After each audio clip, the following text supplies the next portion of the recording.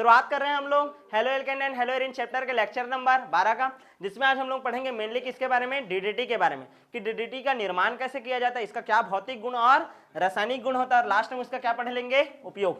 ठीक है, ज्यादा लंबा लेक्चर नहीं रहेगा, मुश्किल से 5 मिनट में कंप्लीट कर लेंगे।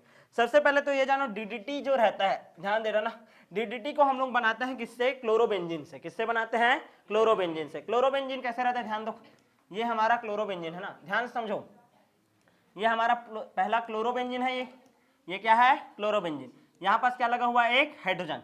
ये एक क्लोरोबेंजीन है हमारा, ध्यान समझने का कोशिश करो, ये हमारा एक क्लोरोबेंजीन है। ठीक है, थोड़ा सा मोटू हो गया, पतलू कर देते हैं इसको। ठीक है, ये हमारा क्या है, क्लोरोबेंजीन। ऐसा कितना था क्लोरोबेंजीन लूंगा मैं, 2 क्लोरोबेंजीन ही है ना ये, क्लियर है, ऐसे कर दिया जी। ये देखो, जिन लोगों को समझ नहीं आया, ये है क्लोरोबेंजीन, बस ऐसा दिशा बदल दिया हूँ भाई, क्लियर है, ये हो गया आपका क्लोरोबेंजीन। क्या है, क्लोरोबेंजीन। आगे बढ़े, नेक्स्ट, इसका अभिक्रिया हम लोग कराते हैं किसके साथ, क्लोरल के साथ। किसके साथ, क्लोरल के साथ। क्लोरल का फॉर्मूला याद रखना है, CH3COCl। क्या याद रखना है, CH3COCl। इसको बोलते हैं क्लोरल, क्या बोलते हैं, क्लोरल, सॉरी CH3COCl बोल रहा हूँ, ये तो एसिटल क्लोराइड है यार।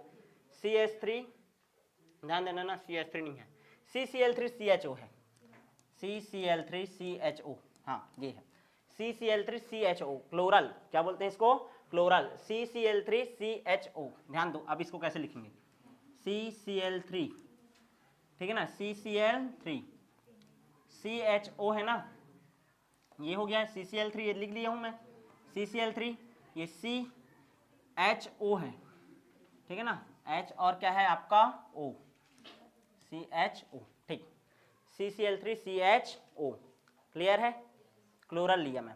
अब इस क्लोरल का अभिक्रिया करा रहा हूं किसके साथ, क्लोरोबेंजीन के साथ। किसकी उपस्थिति में, सांद्र H2SO4 की उपस्थिति में, सांद्र H2SO4 की उपस्थिति में। जब भी H2SO4 दिखे क्या निकलता है, पानी, विलोपन अभिक्रिया बोला था, तो -H2O कैसे होगा, यहाँ पास का हाइड्रोजन, यहाँ पास का हाइड्रोजन, और यहाँ पास का क्या निकल जाएगा, ऑक्सीजन निकल जाएगा। तो निकल जाएगा, तो ये क्लोरोबेंजीन तो एक ठोक का ये क्लोरीन है, ये देख, यहाँ पास का भी एक ठोक क्लोरीन है, ये आपका ध्यान दे, क्लोरीन है, ये बेंजीन रिंग है, यहाँ पास से हाइड्रोजन निकला है और ऑक्सीजन निकला है, तो डायरेक्ट ये दोनों के दोनों किससे जुड़े हैं, तुम्हारे कार्बन के साथ। किसके साथ, कार्बन के साथ।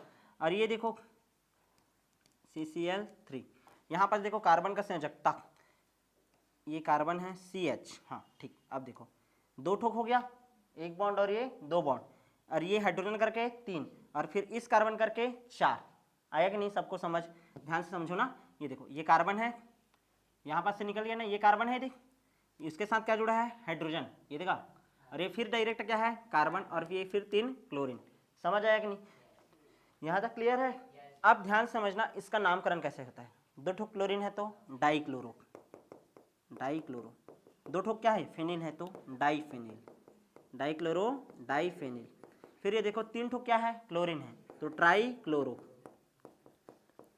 Dichloro diphenyl trichloro. कितना कार्बन है, 2 कार्बन को क्या बोलते हैं, एथेन, ठीक है, तो क्या बोलेंगे, एथेन, ठीक है, तो डाइक्लोरो डाइफेनिल ट्राइक्लोरो एथेन बोलते हैं।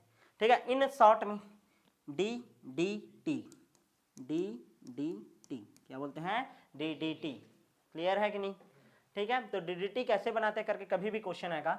जब 2 मोल क्लोरोबेंजीन का अभिक्रिया, जब 2 मोल क्लोरोबेंजीन का अभिक्रिया किसके साथ कराते हैं, क्लोरल के साथ। किसके साथ कराते हैं, क्लोरल।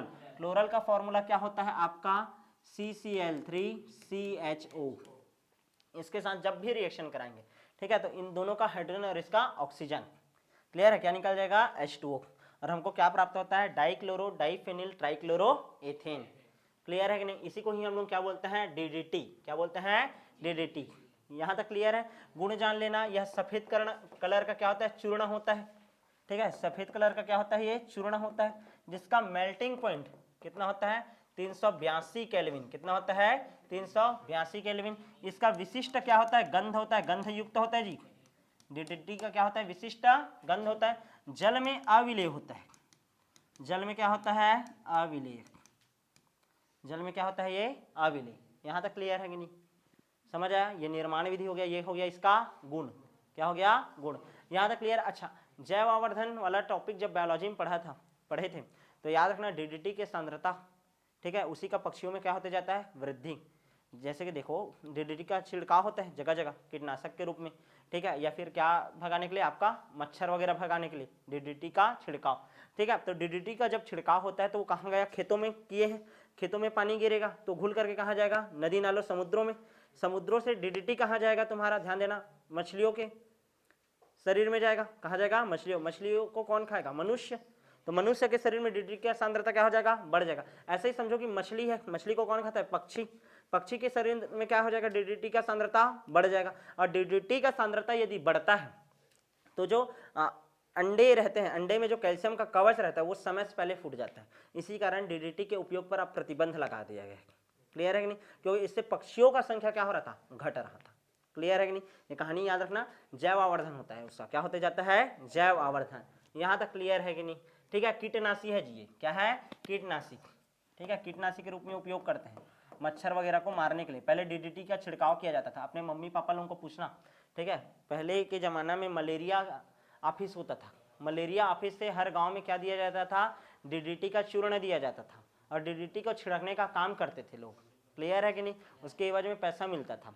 यहाँ तक क्लियर है, तो ये हो गया आपका कहानी किसका, डीडीटी का। अब जो नेक्स्ट क्लास होगा उसमें मिलेंगे नेक्स्ट वीडियो के साथ।